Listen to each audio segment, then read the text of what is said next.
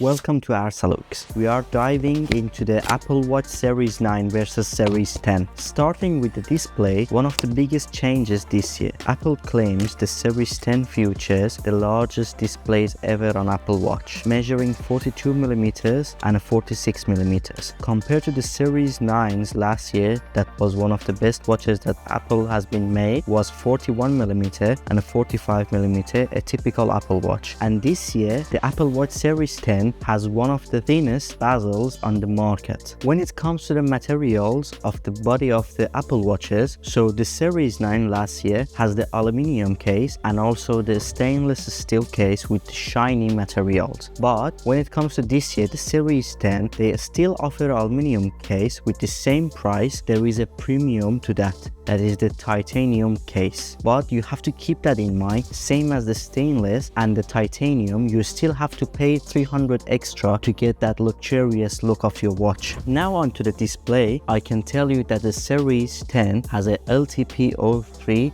OLED screen, but I know that's like a big word, but what does that mean is with the LTPO to LTPO3 on the Series 10, that gives you a 40% brighter screen on a different angles. So if you are on a very sunny day, by just viewing it at a different angles, there is no issues that watching your watch or doing something with it. But I can tell you, even with the Series 9 that I have it myself, there is no problem with that. And as everyone knows, the Series 9 has a really slim bezel, but when it comes to Series 10 they push it further with a 1mm slimmer screen bezels. I can tell you, when I was watching them, both of them in my hand on the Apple Store, I couldn't see much difference between them, because the 1mm, even on the ads they use it, they compare it to the Series 6. Why? Because if they put it next to Series 9, there is not much more difference on it that you can literally tell. But I can tell you, with the Series 10 and its immersive look,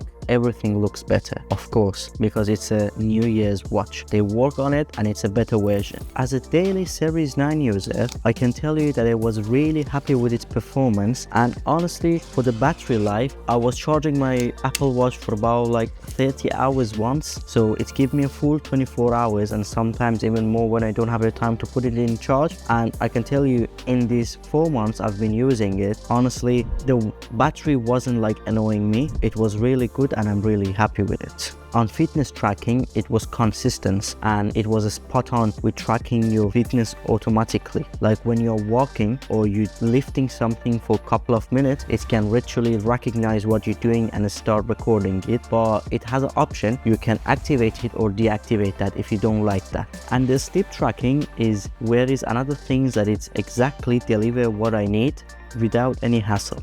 I can tell you that one of my favorite features on the Series 10 and 9 is the always on display, because every time you don't need to raise your wrist to just check the time. With every angle that it's going to be, because of the always on display, with just glancing your eye at it, you can literally read the time easily. Even on a sunny day, it is pretty spot on. For me, it is a small thing, but it makes everything different for a day-to-day use. Maybe you have a question in your mind, health track. Well, I can tell you for the health tracking that on Series 10, the heart rate tracking, sleep tracking, blood oxygen, and sleep durations has been slightly improved, but that's not something that leave a really big gap between Series 9 and 10. There is like a really slim gaps. However, you should not expect so much changes between these two watches. Series 10 offers a new feature, and that is include the deep sensor. So what it can do is it can tell you how deep you are in water. Pretty sure 90% of the people don't use that feature. Literally get that on an Apple Watch Ultra, but now they're putting it on a Series 10. It's just up to 6 meters underwater, but the Apple Watch Ultra is 40 meters. The other things that it's been added to it is the water temperature sensor. Great for the people again that they swim or dive. But for the fast charging fans, I can tell you that the Series 10 charges from 0 to 80% in just 30 minutes, but the Series 9 it's in 45 minutes. Honestly, for me,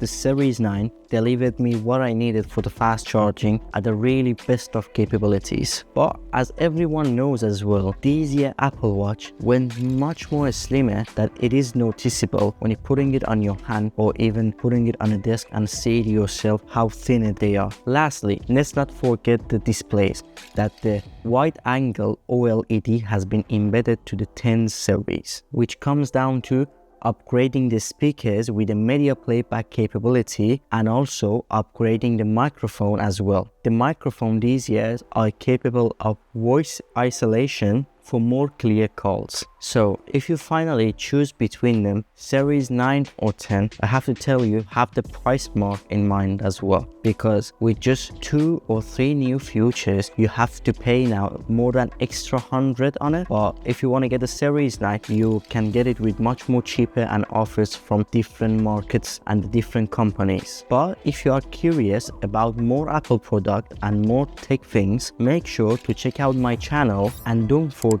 to hit that subscribe button for more tech reviews and insights. But last but not least, let's dive deeper into the tech of world together. So until the next video, keep your tech in check.